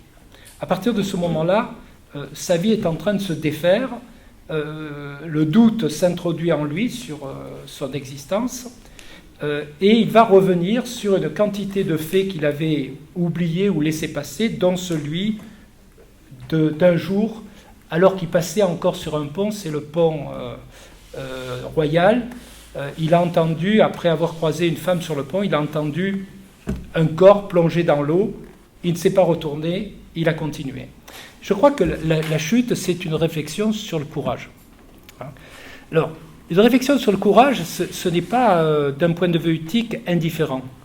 C'est-à-dire, ce qui s'oppose dans la chute, c'est ce qu'est devenu l'homme moderne, c'est-à-dire totalement travaillé par le texte le dit, moi, c'est-à-dire le délire de l'ambition de domination et du moi, opposé à une éthique qui est celle du courage et de la solidarité. Je pense, alors c'est un peu dur à dire, mais la chute, ça se passe à Amsterdam, au bout de l'Europe, la ville de Spinoza. Oui, la ville de Spinoza et vous savez que le personnage de la chute, Clamence, a non pas un sceau comme Spinoza. Le sceau de Spinoza, vous savez ce qu'il y a écrit, il y a écrit Caouté. Mais il a quelque chose, il a un mot à lui. Son mot à lui, c'est ne vous y fiez pas. Ce qui est très proche de Spinoza. Alors donc, ne vous fiez pas à moi. Et ce personnage, finalement, c'est le dernier homme, au sens nietzschéen. C'est le dernier homme. C'est celui qui dans la toile d'araignée d'Amsterdam, des canaux d'Amsterdam, fait la théorie du dernier homme. Mais ça ne veut pas dire que Camus est Clamence. Camus est celui qui montre, en quelque sorte, la vérité de la modernité, jusqu'où nous irons. Nous irons dans la chute, c'est-à-dire la dépression, ne parler que de nous-mêmes, moi, en gardant toujours l'illusion du sujet de la transcendance, je veux dominer, puisque Clamence s'est retiré dans un bar à pute à Amsterdam, et en fait, il parle de sa vie, et il essaie d'entraîner avec lui des gens qui lui ressemblent. Mais en même temps, Clamence n'est pas le fin mot de l'histoire. Hein, c'est-à-dire, Clamence est, on pourrait dire, la vérité de l'homme moderne. Et à travers cela, Camus, en creux, continue à dire ce qu'il a dit dans L'homme révolté, qu'il y a autre chose à construire. Cette autre chose à construire passe par la question de l'égalité, par la question du courage, par la question de la solidarité. Et Clamence, lui, comme dit Camus, c'est un animal ambigu. C'est-à-dire, il dit des choses qui sont vraies, mais en même temps, il se maintient toujours dans cette position de délire du moi dont il fallait se libérer. Meursault, c'est celui qui se libère de l'ego. C'est celui qui se libère du moi. C'est celui qui vit le réel, qui vit au cœur du réel, en quelque sorte. Donc, la chute, pour faire court, je dirais que c'est une théorie de la modernité ou de l'homme moderne. Ce n'est pas ce que pense Camus en tant qu'il adhérerait au message de Clamence, mais il nous présente Clamence comme ce qui serait en quelque sorte l'aboutissement du nihilisme de la civilisation européenne, à condition, bien sûr, tout se joue sur la question du courage, si les hommes n'ont pas le courage de vivre la condition qui est la leur et qui est celle qui est décrite dans l'étranger. Alors le courage, à la fois, on pourrait dire métaphysique et même politique au sens de la construction commune d'une solidarité. C'est vraiment une très belle réponse. Enfin, je réponds à votre place, mais ça demanderait vraiment une discussion, parce qu'effectivement, moi je ne voyais pas du tout les choses comme ça, mais c'est très séduisant, effectivement. Dans la mesure où une résurrection dans l'étranger, donc un surgissement, quelque chose qui monte, et au contraire dans la chute, quelque chose qui descend. Cette chute qui a un double sens, bien sûr, c'est à la fois la chute du corps dans l'eau qu'on n'est pas allé repêcher, enfin, d'un suicide qu'on n'a pas empêché, où on a manqué de courage justement, et c'est aussi cette chute surtout qu'on n'a pas faite. C'est-à-dire ce plongeon qu'on n'a pas fait, et Clamence dit, de temps en temps j'ai des espèces de crispations dans les jambes, à cause de ce plongeon que je n'ai pas osé faire. Hein. Et donc toi, tu verrais, comment dire, une sorte de vérité, en quelque sorte négative ou noire de l'étranger dans la chute. Alors que Girard, il voit au contraire une progression existentielle où l'auteur s'est délivré de son ressentiment, de sa haine de la loi, et pour arriver à quelque chose de plus lucide, enfin. Donc tu le vois tout à fait à l'envers. Oui, c'est-à-dire qu'entre Meursault et Clamence, il y a des résonances. Tous deux vivent à la surface des choses. Mais Meursault vit à la surface de la peau, c'est-à-dire physique, la surface physique comme seule réalité. Tandis que Clamence vit à la surface des mots, dit le texte. Il vit à la surface des mots. Et naturellement, entre les deux surfaces, on a la vérité du réel et sa sophistication. Je dirais d'une certaine manière qu'entre Meursault et Clamence, on a le philosophe et son sophiste. Socrate et son sophiste. Bon. C'est... Alors, juste une autre question, peut-être. Ou alors j'en profite, parce que là c'est trop la question que je voulais poser pour résister. J'ai relu donc l'étranger ces jours-ci, et j'ai été frappé par des espèces, par une espèce de style très particulier, par une position très particulière, et par l'emploi, je pense que ça mériterait de faire un petit article là-dessus, de l'expression « un peu ». j'avais un peu mal à la tête, il faisait un peu trop chaud, ça a un peu bougé. Je me suis ennuyé un peu. Je me suis ennuyé un peu, etc. C'est très très frappant. Pour ça, donc, je pense que du point de vue du style, il y aurait quelque chose à tirer de ça, mais c'était... En fait, j'avais une autre question plus générale à partir de ça à te poser. C'est-à-dire, je trouve que le tour de force de ton exposé, pour moi en tout cas, c'est d'avoir réussi à rendre Meursault sympathique. Parce que, quand même, Meursault, il ne faut quand même pas oublier que c'est un type qui, confronté à la demande d'un macro, enfin d'un souteneur ultra-violent, qui bat sa femme de façon tellement violente que tout le monde s'attroupe, qu'il la roue de coups, lui fait un témoignage en sa faveur. Je veux dire, il n'y a quand même pas pire chose au monde qu'on puisse imaginer, alors qu'il n'a aucune raison de le faire, qu'il ne déteste pas spécialement cette femme, et qu'il n'a aucune raison de faire plaisir à ce voisin qu'il connaît à peine. Donc, comment dire, alors ce que je voulais te poser comme question plus générale à travers ça, c'est, au fond, chez Spinoza, la philosophie de Spinoza est toujours apparue aux gens un peu sous un double aspect. C'est-à-dire, à la fois, c'est le sage athée, le vertueux, l'éthique de l'immanence, comme tu dis, le décapage par rapport aux illusions de la société, etc. Et là, justement, tous les discours des juges, etc., sont particulièrement grotesques dans leur formulation toute faite. Et puis, de l'autre côté, quand même, il ne faut pas oublier que Spinoza a toujours semblé à la modernité une espèce de monstre, qu'il fallait presque conjurer, une espèce de Satan, il fallait toujours rire contre Spinoza, c'était un peu la figure du diable, enfin d'une certaine façon, qu'il fallait se méfier.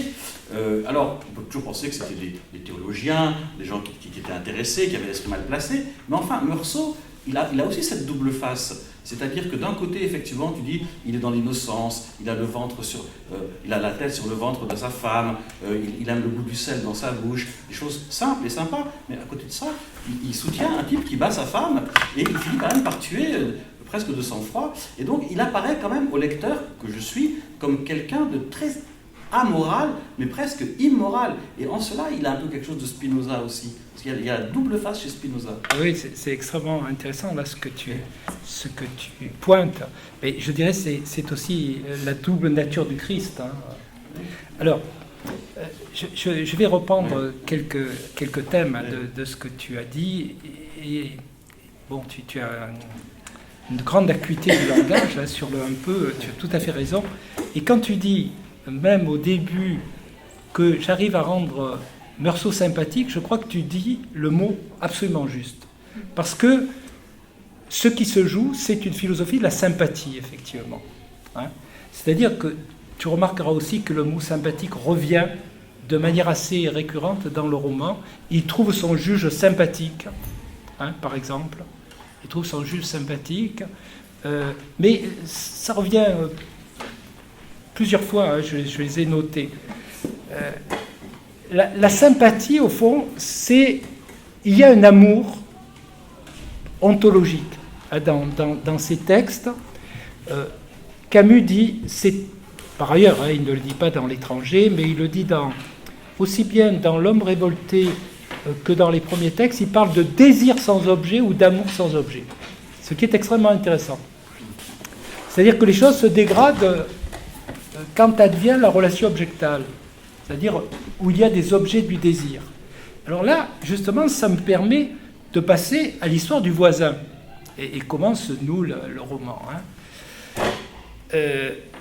Le voisin Raymond, alors, ce qu'il faut remarquer, c'est que Meursault est très ennuyé par les discours des gens, lorsqu'ils sont totalement stéréotypés, c'est-à-dire 90% des discours l'ennuient profondément, il n'écoute pas, etc.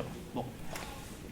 Mais il s'intéresse dès que quelqu'un lui parle d'une réalité effective.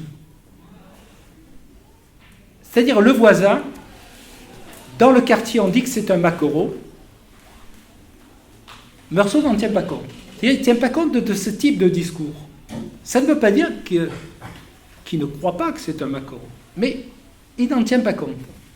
Mais quand le voisin lui parle, j'ai connu une femme, j'ai fait ceci, je lui ai dit ceci, il suit exactement ce qu'il lui dit. Et quand il lui dit qu'il a frappé cette femme, il lui demande, toi qui es un homme, qu'est-ce que tu en penses ? il pense en fonction de ce que lui a dit le voisin, c'est-à-dire dans la logique, il y a une logique inéluctable chez Meursault, il lui dit c'est logique, en gros. Hein? C'est-à-dire que ce qu'il suit, là, c'est exactement le discours. Hein, c'est extrêmement intéressant, c'est-à-dire qu'il ne tient pas compte, en quelque sorte, de où est la réalité derrière, est-ce qu'il dit vrai, est-ce qu'il dit faux, mais il me parle effectivement de choses qui intéressent l'être humain, des rapports entre les êtres.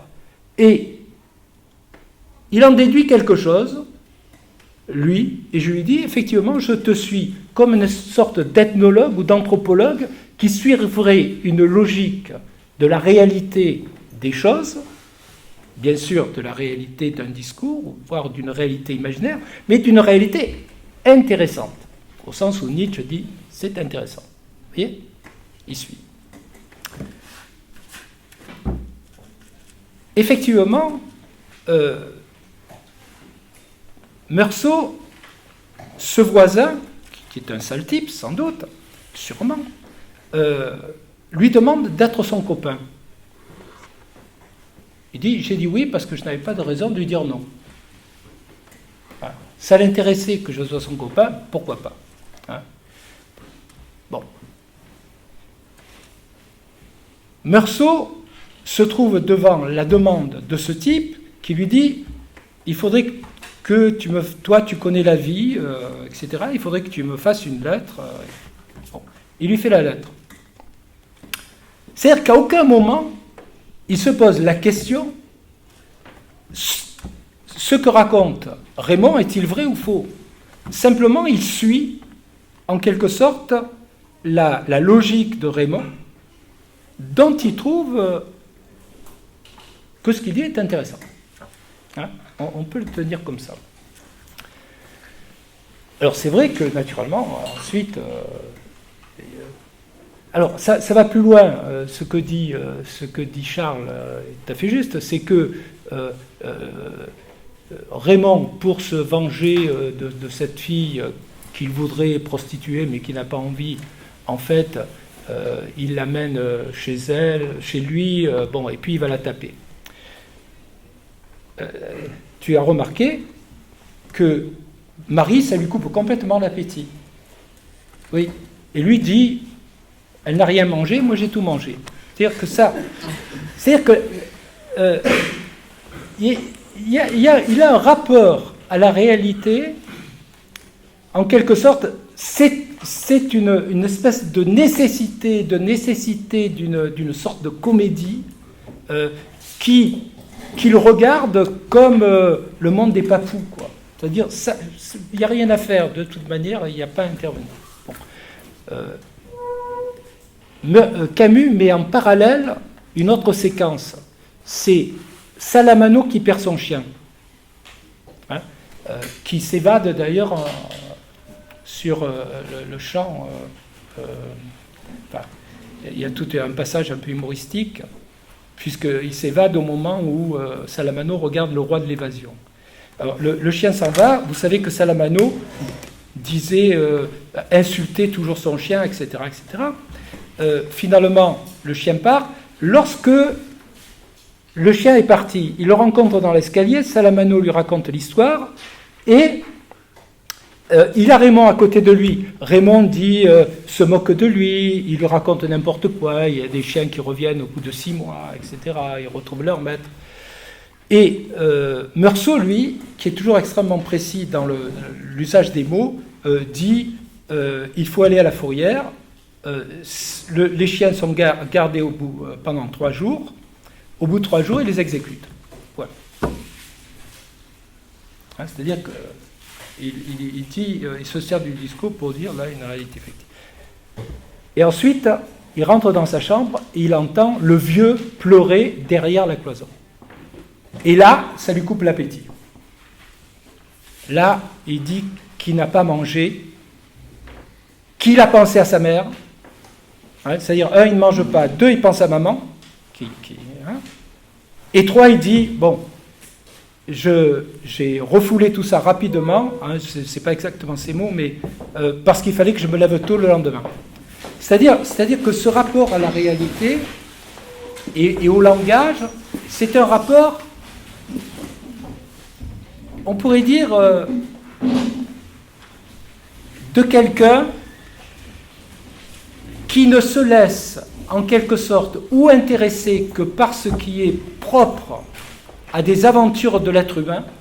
C'est l'histoire de ce Raymond qui justement n'est pas, entre guillemets, un homme ordinaire, qui est un maquereau. L'histoire l'intéresse en tant que telle, ou il ne se laisse intéresser que par les émotions pures. En dehors de ça, rien ne l'intéresse. Hein? C'est en gros. Alors les émotions, ça peut être des formes d'amour, de compassion, etc. Le prêtre dont je parlais vient dans sa cellule, il veut le confesser, il ne l'écoute pas. Et il regarde le prêtre qui se lève, qui se baisse, parce que la cellule est très petite, qui le regarde dans les yeux pour le convaincre, il dit « je connaissais ce jeu », etc., etc. À un moment donné, j'ai senti qu'il était ému, le prêtre, et je l'ai mieux écouté. C'est-à-dire, il l'écoute, non pas parce qu'il raconte, mais parce qu'il y a une communication, à un moment donné. Bon. Eh bien, je pense qu'avec Raymond, il y a un rapport qui n'a rien à voir avec le jugement, si Raymond est un maquereau ou pas. On le dit dans le quartier, mais ça, ce sont des mots qui n'accrochent pas. Mais c'est que Raymond, en fait, développe quelque chose d'humain. Hein? Et comme un ethnologue ou un anthropologue, il y a quelque chose qui l'intéresse là. Pourquoi ? Parce que sans doute Meursault est un philosophe. Oui. Donc, que Raymond soit un souteneur ou pas, vu que ça n'a pas de sens, bon. Alors, mais c'est ce que j'avais débouché à partir de là sur l'idée qu'il y avait une double face. Bien sûr. Moral et immoral à la fois. Voilà. Donc effectivement, il y a quelque chose de choquant et d'immoral. Mais c'est vrai qu'il y a aussi de cela chez Spinoza. Hein. Il y a des choses qui sont très, très violentes aussi chez Spinoza. Alors peut-être encore une toute dernière question, parce que je vois que certaines personnes ont des obligations, c'est bien normal, il est 8 heures, on n'est pas loin de l'heure finale. Est-ce que quand même, on a encore le temps de poser une question avec une réponse pas trop longue? Est-ce que c'est le cas? Non. Enfin, j'aurais une question, Jacques, bien sûr, mais je peux vous poser tout à l'heure. Ah ben non, je la pose tout de suite.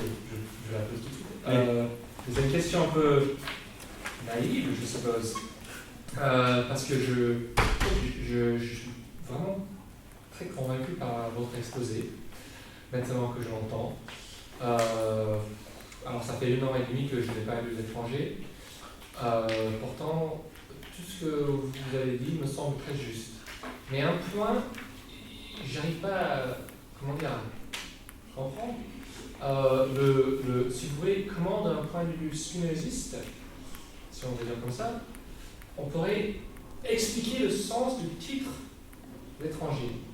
C'est ça qui me gêne, puisque il y a quelque chose, dans ce titre en lui-même, et puis dans le comportement de Meursault comme quelqu'un, pour moi en tout cas, qui n'a pas beaucoup d'affect, qui n'a difficilement ému. C'est ça, j'ai l'impression quand je l'ai lu. Maintenant que je l'entends, je me dis, mais quand même, c'est vrai, il y a toute cette joie sur la plage, etc.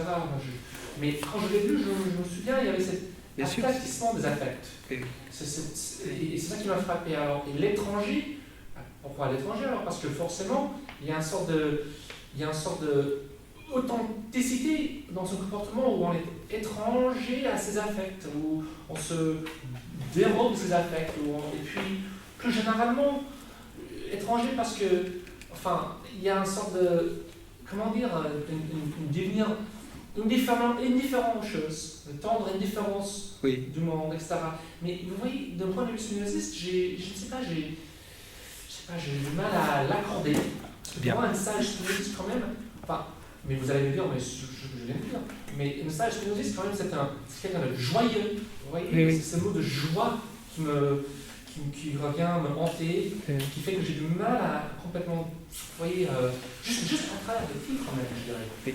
Alors, bon, je dirais premièrement que, disons, il est étranger, je vais essayer de l'expliquer rapidement, non pas au monde, puisqu'il est en phase totale, on le voit, aussi bien pour son malheur que pour son bonheur, il est en contact direct avec le monde, mais il est étranger aux illusions des hommes, c'est-à-dire au monde de valeurs et de signification, aux institutions, et il est étranger non pas à lui-même, mais il est étranger, du moins tendanciellement, avec les affects passifs.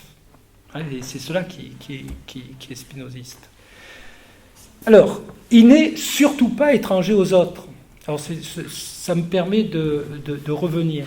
Il y a différents passages qui montrent qu'il a un souci profond d'autrui. S'il se trouve devenir criminel, c'est bien parce qu'il a substitué, premièrement, le revolver à ce Raymond qu'il connaît bien. Pourquoi ? Il lui a pris le revolver en utilisant le langage de Raymond. Prends-le d'homme à homme. C'est-à-dire, ce n'est pas le langage de Meursault, c'est le langage de Raymond. À ce moment-là, il fait un usage du langage performatif, c'est-à-dire qu'il attend qu'il lui donne le revolver, de manière à ce qu'il ne commette pas le crime. C'est-à-dire que donc, c'est lui qui a suivi Raymond, et pas un autre. L'autre copain est resté, lui il a suivi, et il a suivi parce qu'il a pensé qu'avec sa petite cervelle de petit voyou, il allait faire une bêtise. Bon, ensuite il arrive à lui reprendre le revolver, et il garde le revolver dans la poche. Bon, d'où ensuite les choses se combinent négativement, et c'est lui qui va tirer.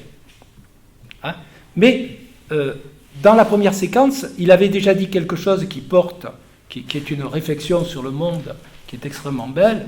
Il a dit qu'il avait compris à ce moment-là qu'on pouvait tirer ou ne pas tirer. C'est-à-dire, lorsque la tension de la situation est devenue extrême, il s'est aperçu qu'à ce moment-là, il y a le coup de dé, on peut tirer ou ne pas tirer. Mais lorsqu'il tire, en tous les cas, il n'y a pas de choix là. Lorsqu'il tire, c'est une inéluctable nécessité qui est la contrainte, on peut dire, des causes extérieures. Donc, il y a ce rapport avec Raymond. Ce n'est pas qu'il aime Raymond plus que lui-même, puisque finalement, c'est lui qui prend sur lui tous les malheurs engendrés par Raymond, mais c'est que quand même, à ce moment-là, il essaie aussi bien de sauver son ami de devenir criminel que de sauver l'arabe qui est en face de lui et qui va devenir victime. Je voudrais également dire encore quelques mots sur le rapport qu'il a avec les gens qui viennent l'accuser pendant le procès. Parce que c'est évident pour tout le monde, vous savez très bien qu'il a été condamné à mort pour ne pas avoir pleuré à l'enterrement de sa mère. Et le concierge de l'asile vient témoigner. Alors le concierge raconte que Meursault a fumé devant le cercueil, qu'il a bu du café au lait, etc. etc. Et là, l'avocat de Meursault, parce qu'on a senti dans la foule, il a senti dans la foule du procès une grande indignation, l'avocat de Meursault intervient et essaie d'enfoncer en quelque sorte le témoin, de faire mal au témoin. Et là, c'est Meursault qui l'arrête. En gros, qui lui dit « Mais ne le torturez pas, ne le torturez pas. C'est moi qui lui ai offert le café au lait. » Parce que Meursault lui dit « Mais vous aussi, vous avez fumé. Vous aussi, vous avez... pas Meursault. L'avocat lui dit « Mais vous aussi, vous avez fumé. Vous aussi, vous avez bu le café au lait. » Et Meursault, là, vient au secours du témoin qui, lui, est venu pour l'enfoncer. Et il lui dit « Non, c'est moi qui lui ai offert le café au lait. » Bon.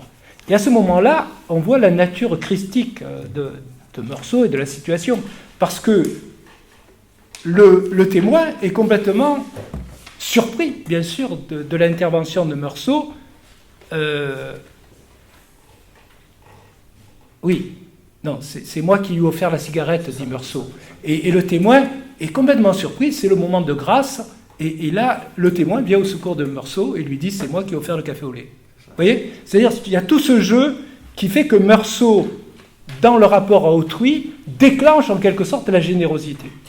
C'est-à-dire celui qui est venu là pour témoigner contre lui et pour l'enfoncer, il suffit que Meursault intervienne pour qu'il y ait un moment de grâce et qu'à ce moment-là, il se désaffecte de ses affects passifs, le concierge, et qu'il découvre en quelque sorte quelque chose qui est de l'ordre de la générosité.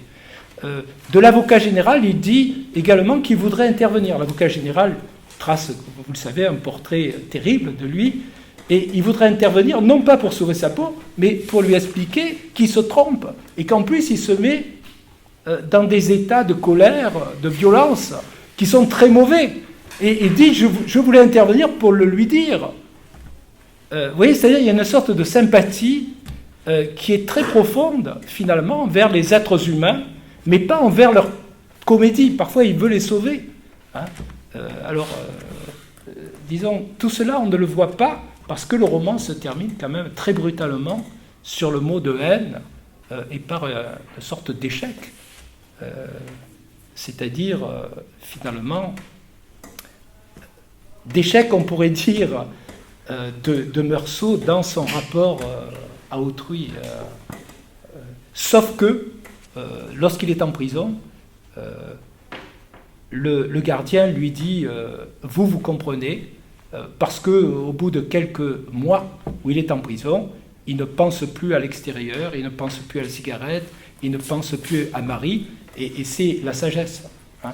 Qu'est-ce que la sagesse, sinon d'être totalement là où on est?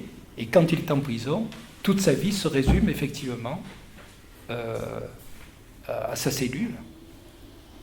Et c'est pour cela que le monde peut venir à lui. C'est-à-dire qu'à la fin du roman, cette cellule devient le monde. Hein. Je me suis réveillé avec des étoiles sur le visage, etc.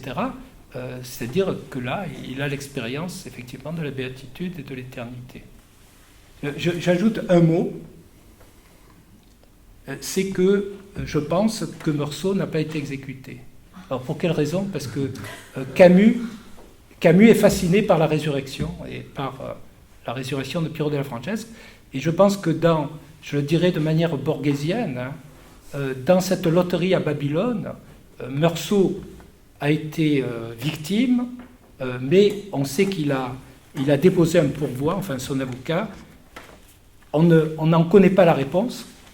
Et donc, en fait, ce qui laisse ouvert l'idée qu'en réalité, Meursault est celui qui a écrit le roman. C'est-à-dire, il est finalement acquitté.